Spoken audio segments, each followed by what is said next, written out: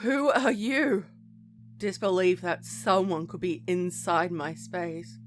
His grey hoodie was pulled down over his face to try to conceal his identity. A mask hiding his mouth and chin. All I saw were his eyes. They were grey and lined with thick eyelashes. Wider than I thought. Innocent, but caught. Guilt-riddled. There's a familiarity to him. I'd seen him around the local area before, and he was shocked to see me here. My car wasn't parked in the driveway. Maybe he thought I was out. I walked into the kitchen to get some breakfast in the morning, flicked on the kettle, got a mug ready for my coffee, and saw an unknown person standing there in shock. Him. Get the hell out! He held my laptop in his hand, and I wasn't about to part with it. I screamed, grabbed it in my hands, trying to block his path to the open door, only to be shoved backward, first hitting my back on the wall while trying to regain my footing. He pushed me back, demanding me to let it go and to get out of the way. There was something under my feet, and I slipped and fell, putting out my arm, but not quickly enough. He tried to stop my fall. I heard a loud crack behind me, the sound echoing throughout the kitchen, and my eyes blurred. His shadow stood over me, and I was unsure whether he was going to hurt me or not. He spoke, but I couldn't understand. Footsteps hastily retreated out of my home. The screen door shut, and I was alone. I don't know how he got inside, and I didn't have security cameras set up either. My mother's caution about security ringing inside my mind. Now, too late. Shakily reaching back to feel the hole my life was draining from. Blood leaked from the back of my skull, coating my nape and hair in the sticky liquid, and leaving me with a metallic aroma in the air. It was at the back of my throat, and tasting it was the last thing I wanted. It must have been fate. I was too far from my phone to call for help, and barely a sound came out when I tried. No one would hear it. My neighbors and I all kept to ourselves, preferring privacy over community. My family and friends only came over when I'd asked them to. All I could hope for was someone heard my fall and would call me an ambulance. Blinking slowly, tears pricked at my eyes, and that was it. I knew without help I wouldn't last long. I wondered whether heaven or hell was real. Did all ghosts wander the earth? Would I become one of them? My sight faded and I thought I was dead, until I felt a twitching in my fingertips, a mixture of pain and numbness. At least I was alive. Soon, all feeling left, and I felt my heart stop beating, and I knew I had passed. I heard stories of souls instantly lifting out of their remains, now free of their flesh prisons and heading to the light, free to move on to salvation or damnation, depending on their life choices.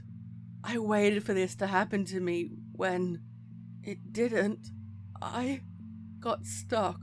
I tried to lift my arm to push myself up, only to find my limb immobile.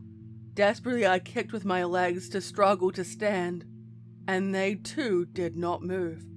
I tried to scream and no sound came out, other than a rumble where air escaped from my lungs, never to be refilled.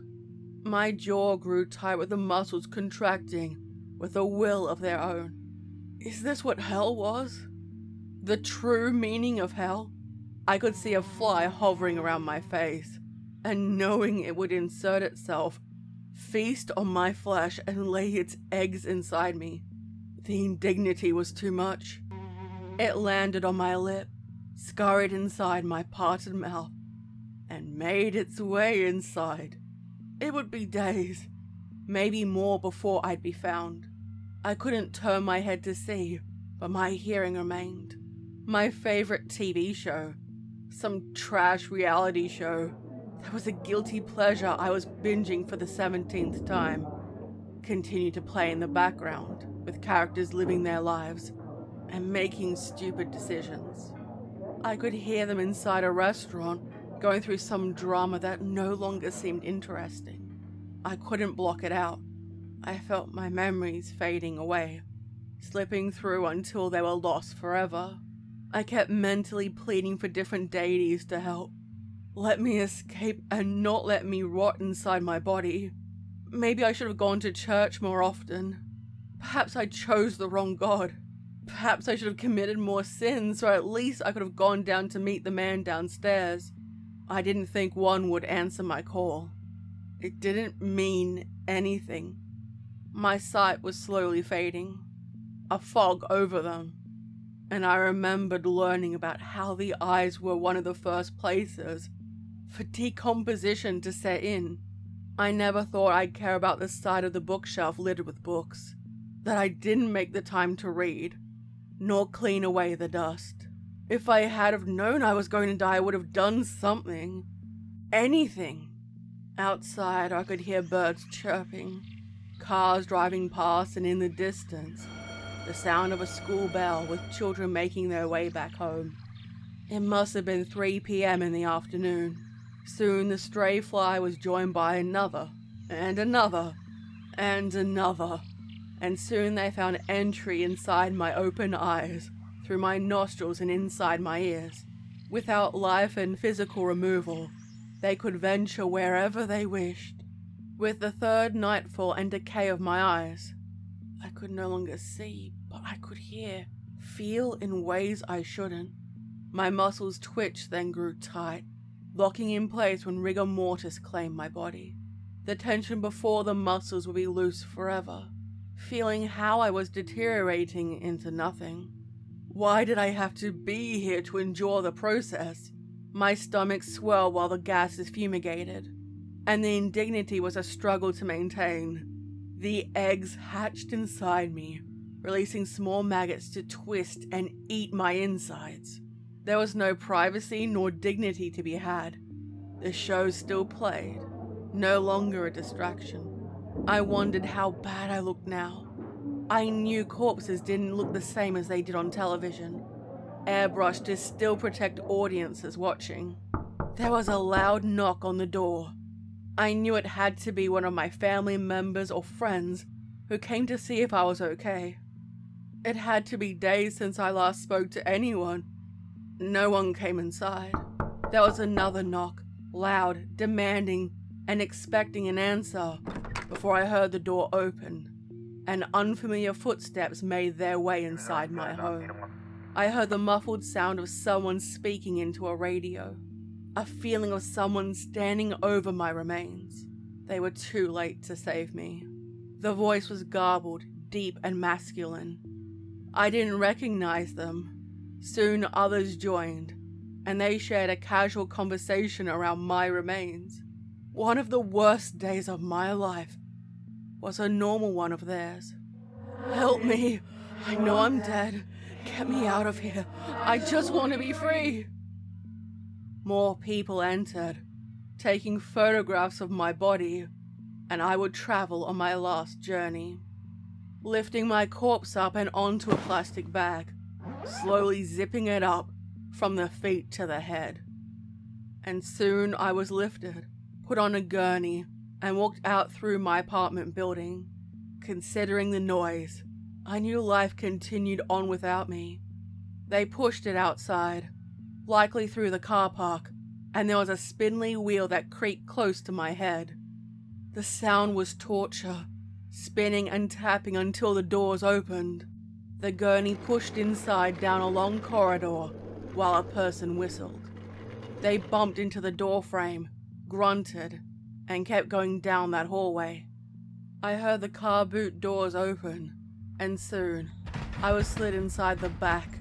A claustrophobic feeling gripped me, like people were standing too close, when I realized that other members of the dead were around me. I guess there were 6 of us, all crammed inside the back of the hearse. Hello? I called out to the void, and an echo responded, Hello? No words responded other than a moan of breath coming from the remains above. It could have just been air from the lungs or throat escaping. Yet, I needed hope. I wondered if they were as rotted as me. Were they pristine? Was there a hierarchy among the dead for how their remains were treated? Did they have a family or friend with them when they died? Or were they alone, like me? Only I was unloaded, taken down the long hallway where I sensed this place was different. Clinical, cold, and professional. There to seek answers rather than put the dead to rest. Darker. The energy with lost spirits like myself, and I sank deeper inside myself, out of fear. With surprising gentleness, my body was placed on a metal slab, and the bag unzipped, placed inside a locker, and before being slid into a cool embrace, I could hear the workers outside while they cleaned and dissected the dead. I felt smug when the maggots perished inside me, their progress stunted. A brief moment of victory. Maybe when they slice into my body, it will help me escape.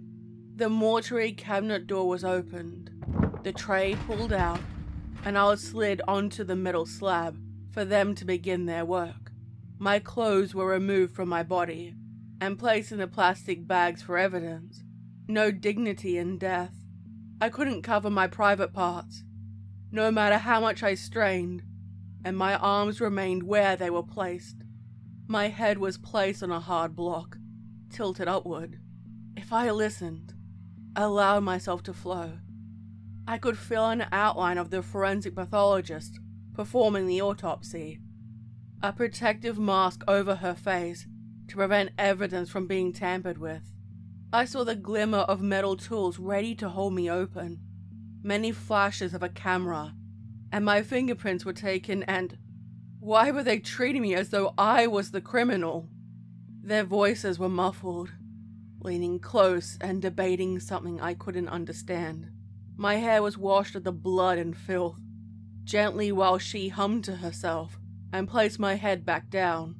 A white surgical sheet covered my body to protect my dignity when two women entered.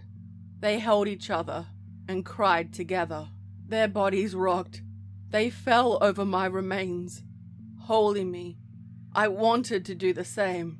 I wished to hold them, to tell them it was okay, even if I recognized their voices, yet couldn't recall who they were. I couldn't remember who I am. Perhaps my identity was now, simply, the dead. They left, confirming my name and who I was in life. My fall had been marked as suspicious rather than a murder. Whatever that was. Meticulously, the coroner used tweezers to pluck off pieces of skin from under my fingernails, placing the pieces in small plastic bags. The maggots were taken. Tiny, twisted corpses, who perished from the cold too, were placed inside their own plastic bags. Evidence. My head was lifted to expose the crack at the back of my head, and around the spot shaved for a better inspection. I heard tapping. A keyboard, coated in a protective film. There was a fading feeling, and through a smoky haze, I saw my body with my skin peeled away. At ease, now with a clearer view, I couldn't see the coroner's face. Hello? I whispered to receive no reaction. How many corpses had whispered for a moment of comfort? How many confessions or pleas were heard and fell on deaf ears? Can you hear me? Only the hum of the computer, coupled with the dripping sound of the faucet when I heard, yes. Finally, I was answered. The sole issue being, the source was unknown. It didn't come from the coroner who was busy taking more slides, and it didn't appear to come from the freezer where the other corpses lay in their eternal slumber. Nor did it come from my mind. Who are you? Nothing. Can you help me? I felt a presence, Even the coroner did too. She shivered, and her attention moved to each of the corners of the room, her focus lingering there. Her back hunched over, protectively wrapping her arms around her torso. The electric lights flickered violently above, and if I could, I would have hid or made my escape. I was exposed, vulnerable, a ready and waiting feast for whatever fiend to devour. The forensic pathologist swiftly removed her gloves, dropping them on the floor, removed her stained apron and hung it up before pushing on the double swing doors, finally leaving. I expected it to suddenly pounce. When nothing happened, I wondered whether it was false hope. Instead, I was left questioning when nothing occurred. I needed to evade this being. It is time. A blind terror claimed me. Gathering my last nerve, my soul sat up and stretched the bond between my soul and my broken body.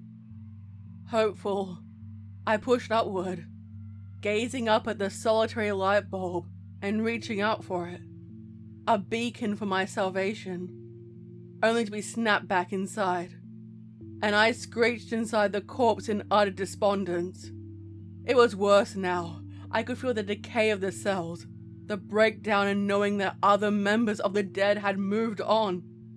I felt it creep forward until it stood at my feet, climbing up over my corpse, and the heavy, sinking feeling could not be denied. A Grim Reaper? Some spirit of the dead? A sin eater? I couldn't see what was hunting me.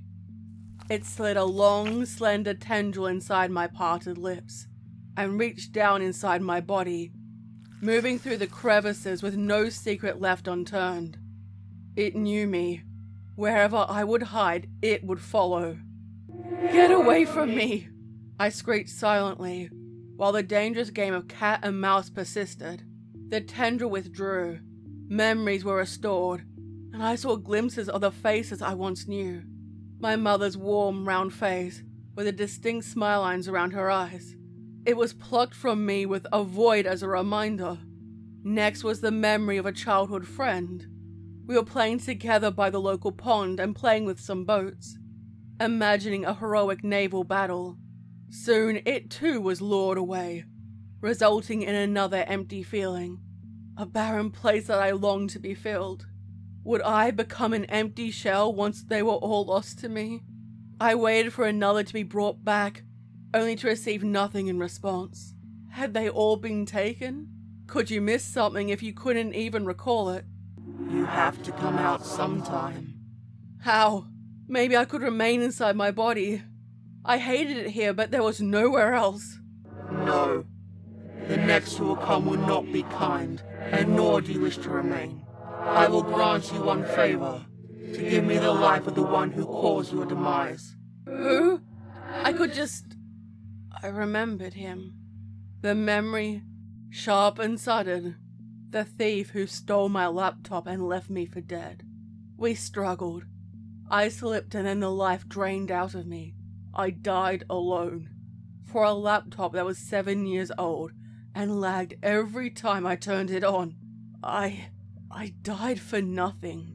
Fear was replenished with wrath, a blind feeling, and a burst of life struck through the lifeless corpse. My lifeless corpse. With an abrupt jerk, the torso shot upright, and with a frenzied spasm, my right arm shot up with an unwilling movement, and stiff, claw-like fingers.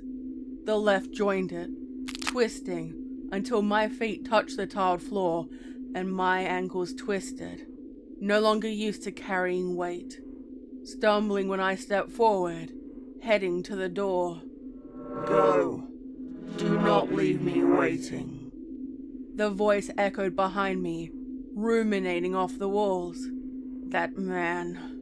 I had to find him. I would find him.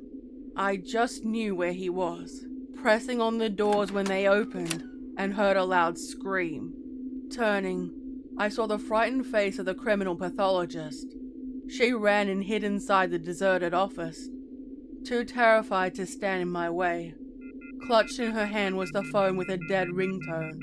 No mercy to be granted through technology. The light outside led me into the car park, with most of them close to the entrance, with sparse lights throughout. I knew where he was. I dragged my feet at a drawling pace, feeling the scrape of the concrete on the top of my feet, and walking in the direction. This late at night, few of the living were out. Perfectly named, the graveyard shift. I saw homeless people moving between locations.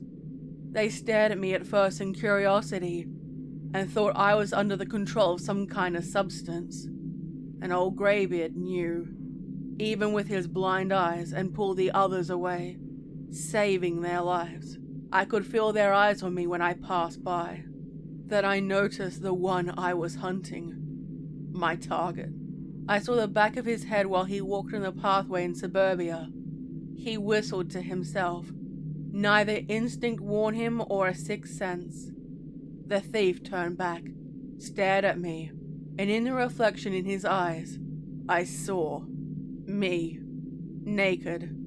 The moisture drained from my body, hair dried down my shoulders in a messy clump, and my skin had a waxy pallid finish, with the eyeballs barely there and my lips shriveled back. There was no mistaking I was dead. He gawked, speechless, while I stumbled toward him, with my arms outstretched in front of me. Not recognizing my personhood, but gripped in fear, a trickle of urine moved down the inside of his trousers before he backed up and turned to run. My limbs couldn't move at the same speed, yet an endless stumble following him. He ran to the nearest door, banging it with his fists, and screaming at the occupants to let him in. They ignored him, drew the curtains, and turned up their televisions to block out the sound. Next were the next-door neighbors, whose light flashed on when he got close to the door. One by one, each door remained shut to him. I, already dead, was in no rush. He ran through the park in hopes of losing me, glancing behind and seeing me in pursuit. He would suffer. Next he attempted to hide among some low shrubs, crouching down and staring out at me. Close to a silent neighbor's driveway, he thought he could evade me, to escape vengeance. A fog surrounded us, rising from the earth and floating down from the sky. I knew there were others who had joined me. Breathlessly, he kept running, pausing occasionally with his hands on his knees to catch his breath, and would keep going when my twisted form would appear. I could hear his heartbeat now, rapid, intense, near bursting. His flesh was weak, his legs grew rigid, and his pace now slow steps. I don't know how I could see him. My eyes had long started to decay inside my skull, and I could pinpoint their location. His limbs, now denied electrolytes, were stiff, and he collapsed on the pavement, pulling his body away with his fingertips. I staggered behind him, while even his arms failed him, and a low groan emitted loudly. I crawled up his body, the remains of my fluids dribbling down onto him and grasping his hair, pulling it back to expose his throat with an anguished cry from his lips. No, this simply wouldn't do. I was pushed and the back of my skull was damaged. Reaching back, feeling the broken piece of skull bone and the flaps of loose skin, and the memory violently returned. The fall, the loud crack, rolling him onto his back, his fear paralyzing him, and he tried to grasp my wrists, only for them to fall away. Disbelief filled his grey eyes, betrayed their lack of strength. I grabbed his face, lifted his head a foot off the ground, and slammed it down. It was a loud cracking sound. Driven by instinct to survive, he roared in a final push, grabbing my wrists and pulling them away, moving his head back to prevent another strike. His fingers dug into my flesh, my skin loose and twisting off, making it difficult to keep a grip on them. Slipping past, the flesh wrenched from my bones, and I grasped his face. A finger pierced the eyeballs, with one on either cheek, and my thumb pushed inside his mouth, slamming down his head. There was another crack, and another smash, then a crack, followed by a smushing sound. His brain matter leaked from the base. His eyes bulged out of their sockets, and blood burst from his lips. I continued smashing his head until there was nothing. His spine with nothing but a stem. My drive destroyed, leaning back and tilting my head up to stare at the night sky. A sudden wave of exhaustion struck me. It was time for me to sleep. Standing up with my feet on either side of him, and without another look, I turned around and started to wander back. Staggering down, I needed my rest, and a faint scream in the background when someone found his corpse. I didn't look back. The streetlights were a beacon for me to return through the mist. Silence with every faint sound of buzzing from the lights. The doors of the mortuary were still open, one door completely ajar, and the other a quarter closed. Every car but one in the car park was gone. It was peaceful, and entering the building, I knew exactly where I needed to be. Walking down the hallway with flickering lights above my head, I knew there was a lone worker, hiding and sobbing at what she had seen. Her hair was out in clumps, a telltale stain on her trousers, and for a person accustomed to death, this was beyond her pay grade. A wild look in her eye, madness had set in, and clutched in her hand was a piece of broken glass. The jagged piece sliced into her arms, leaving red trails. Physical pain to avoid what her eyes were showing her. They too received the same treatment. Twin red lines fell down her cheeks, staining them. Reaching the morgue where the stainless steel slab I had been resting on lay, my fluids still draining in one corner. The metal mortuary cabinet doors, keeping my brethren in death, each lay open and empty. Each corpse had gone to conduct their business, their last memory. Trails of those who had yet to be cleansed stained the tiles. Their fate was not my concern. Climbing up onto the table beneath the bright light, cold now with a sense of peace, and laying down on the surface of the table with my back on the slab. My final request now complete. I want you to know that corpses will contain fragments of those they once were, as a warning. There are those of us with unfinished business, and we will gain satisfaction. With my duty done, I felt a lightness within my body, and it granted me escape from the flesh prison. It looked worse for wear now. The skin had been scraped off the knuckles, and fingernails had come out. The feet were torn up from walking on bare concrete, with bones poking through. My face had sunken down, and no longer resembled me. At last, I was free. My child, you conducted your business. The same voice called to me, the foreboding converted into a silent embrace. I never learned who it was, which deity had granted me peace through my unfinished business. It is time for you to leave. Who I was renewed, staring at the cold room, and took in the aroma of death around me. I stared down at my hands. They looked like they did right before I passed away, and I breathed a sigh of relief. No oxygen required, but old habits remained. I saw my corpse, a feeling of disconnection, and I knew it was no longer me. My soul's time was up, and I stepped through a rumbling portal of illuminating flame. Now, what did you think of the story? I want to go with a more old-school Lady Spookaria style, so I hope you enjoy it. Any guesses who the mysterious visitor was? Do you think its actions were justified or fair? Let me know down below, and I want to see what your answers are. If you would like to support my work, consider becoming a channel member or Patreon supporter.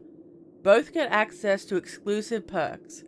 Check out all these amazing people and consider joining their ranks and becoming one of my little spooklings. If you haven't yet, stab the like button, subscribe, and hit the bell for more notifications. My socials are also down below or on the screen. Now, look. There's one. Stay safe, my little spooklings. And remember, I'll be watching you.